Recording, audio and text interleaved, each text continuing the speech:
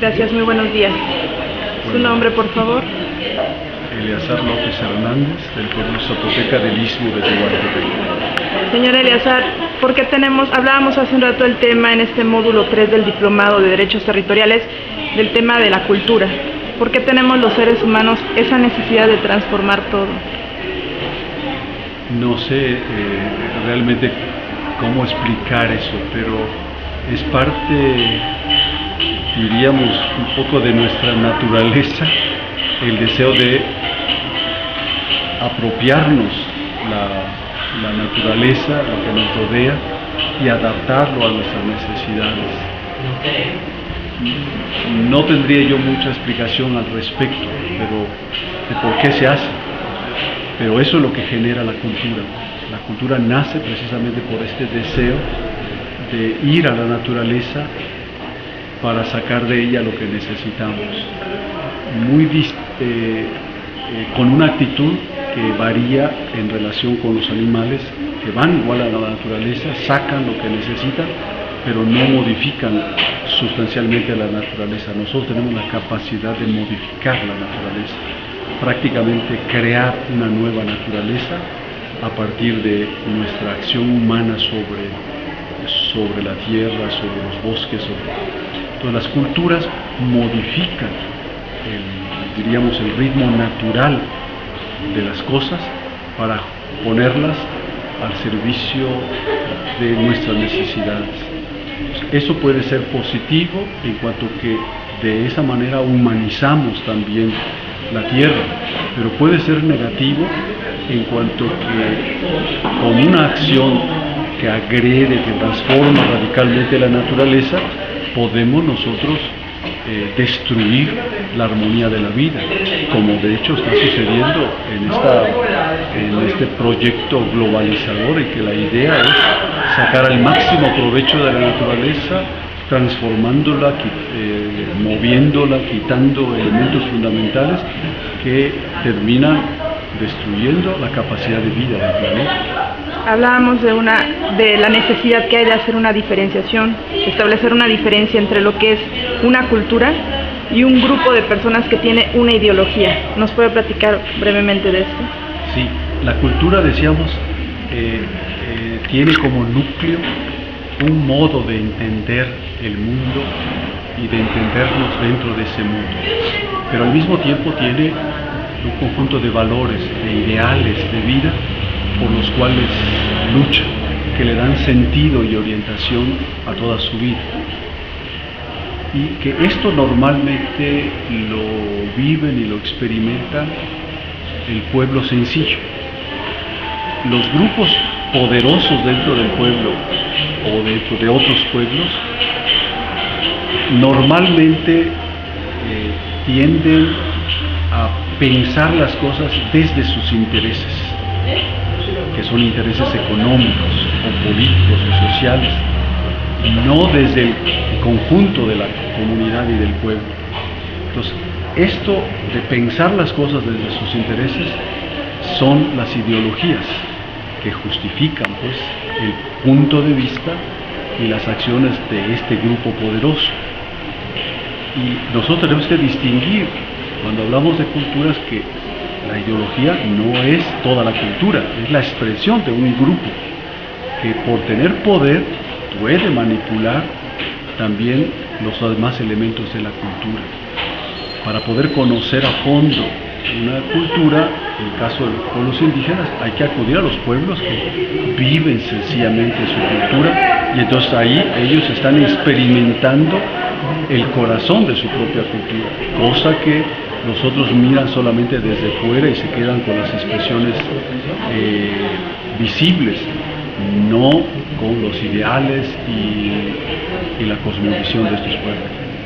¿Son entonces, señor, los pueblos indígenas la esperanza, la clave para que este sistema ahora neoliberalista no continúe hacia un rumbo de destrucción de nuestro planeta? Yo creo que en los pueblos indígenas hay semillas de humanidad.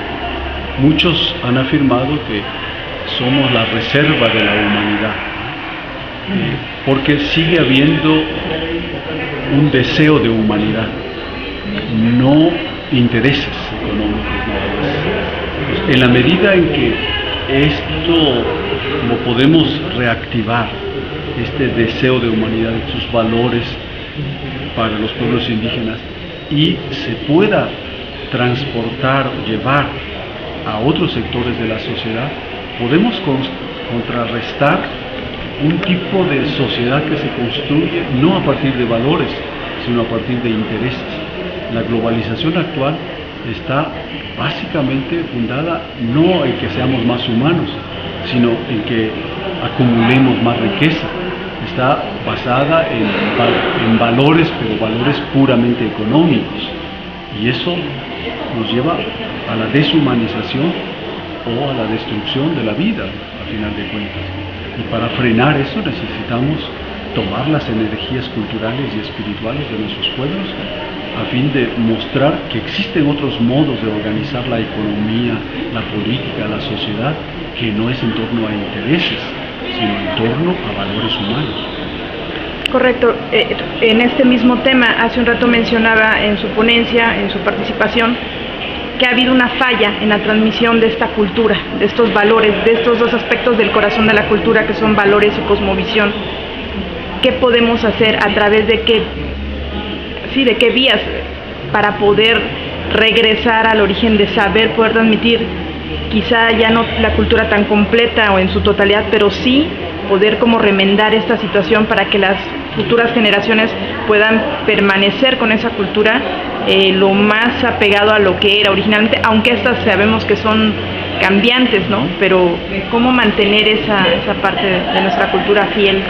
Bueno, yo creo que ese es uno de los grandes desafíos actuales de los pueblos indígenas, cómo transmitir el corazón de su cultura a las nuevas generaciones, sobre todo en un contexto en el que hay otras influencias sobre los pueblos, la influencia de los medios de comunicación, de la educación, que están transmitiendo otro tipo de valores. Yo creo que en la medida en que seamos conscientes de esta deficiencia, de esta necesidad, estaremos pues preparándonos para buscar los medios necesarios. Se tiene que empezar desde luego desde la familia. Mucho del vacío que hay es porque hemos interiorizado lo que nos han dicho de la sociedad dominante, que lo nuestro no sirve, no vale. Y entonces nosotros hemos dejado de enseñar a las nuevas generaciones. Yo creo que si volvemos a mirar con otros ojos nuestra realidad cultural y superamos el complejo de inferioridad que nos han introyectado, nosotros estaremos en condiciones de poder mostrar como verdad, como algo valioso, todo lo que hemos recibido de los antepasados, que les sirvió para la vida y que ahora puede servir también. Pues podemos rescatar eso y transmitirlo con fuerza a las nuevas generaciones. Este mismo taller está mostrando que pues hay gente muy joven, niños incluso, que captan esto y que están dispuestos a defenderlo. Entonces, si aquí se da en pequeño, puede darse también en grande si las familias, si las personas lo asumen, y si también las autoridades tradicionales nuestras toman en serio no solo transmitir los usos y costumbres, sino transmitir las razones por qué hacemos así, porque ahí es donde está la cosmovisión y ahí es donde están los valores. Es decir, tenemos tarea que hacer, y si lo tomamos en serio creo que se puede revertir, más tomando en cuenta que ya hay un cierto hartazgo ya, o una conciencia cada vez mayor en la humanidad entera, de que el rumbo que están llevando las cosas no es el rumbo de la vida, sino eso nos está llevando a la muerte. Entonces ante el descontento, ante la angustia de que las cosas no caminan como debe de ser, los pueblos indígenas pueden ofrecer elementos que nos permitan recuperar la esperanza, y creo que ahí es donde está la posibilidad de soñar otros mundos. Un placer tenerlo con nosotros, señor. Muchas gracias por compartir todo esto. Gracias.